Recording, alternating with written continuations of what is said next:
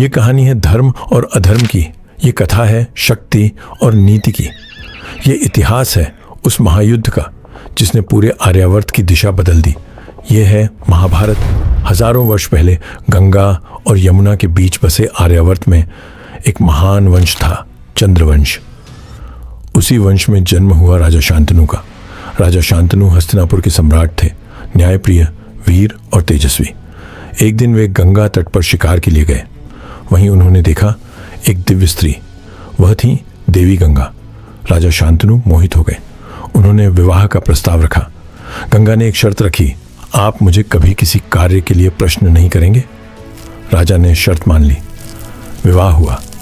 समय बीता। एक पुत्र जन्मा, लेकिन जैसे ही बालक जन्मा गंगा उसे लेकर नदी में बहा देती है। राजा मौन रहे क्योंकि वचन बंधन था। ऐसा 7 बार हुआ। 7 पुत्र नदी में प्रवाहित कर दिए गए। जब 8वां पुत्र जन्मा और गंगा उसे भी ले जाने लगी, तब शांतनु से रहा न गया। उन्होंने रोक दिया। वचन टूट गया। गंगा ने कहा, ये 8 वसु थे।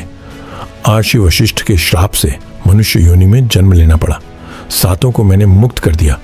8वां पुत्र जीवित रहेगा। वह बालक था देवव्रत। गंगा उसे लेकर चली गई और स्वयं शिक्षित किया। वर्षों बाद देवव्रत को वापस हस्तिनापुर लाया गया। देवव्रत अद्भुत योद्धा बने, वेद शास्त्र अस्त्र शस्त्र सब में निपुण।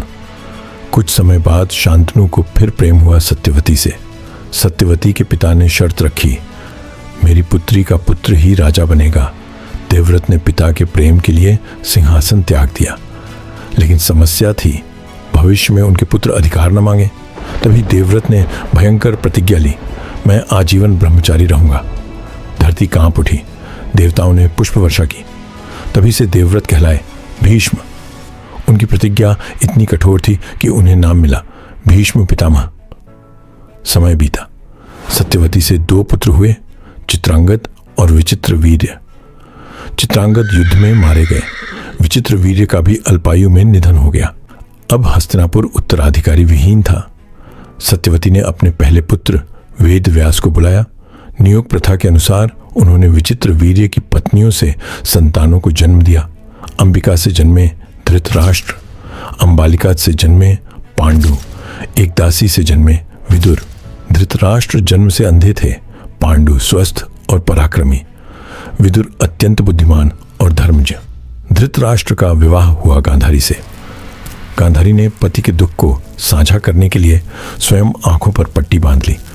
पांडु का विवाह हुआ कुंती और माद्री से। एक दिन पांडु शिकार पर गए। उन्होंने एक हिरण को मार दिया, पर वह हिरण अर्षि किंडम थे जो पत्नी संग थे।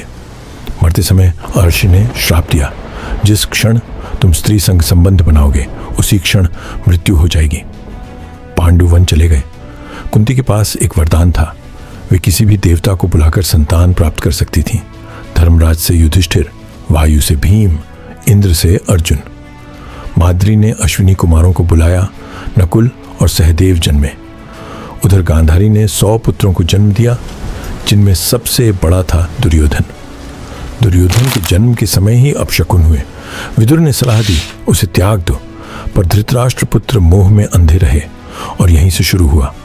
ईर्ष्या का बीज, अधर्म का अंकुर। कौरव और पांडव साथ बड़े हुए। भीष्म, द्रोणाचार्य और कृपाचार्य ने शिक्षा दी। भीम बलशाली थे, अर्जुन अद्वितीय धनुर्धर। दुर्योधन के मन में जलन बढ़ती गई। एक दिन विष देकर भीम को मारने का प्रयास किया गया। भीम नागलोक पहुंचे, वहां से और भी अधिक शक्तिशाली होकर लौटे।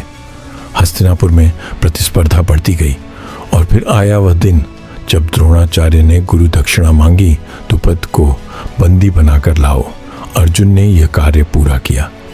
यहीं से शुरू हुआ प्रतिशोध का अगला अध्याय। यह तो बस शुरुआत थी, अभी जन्म लेना बाकी था उस युद्ध का जो इतिहास बदल देगा।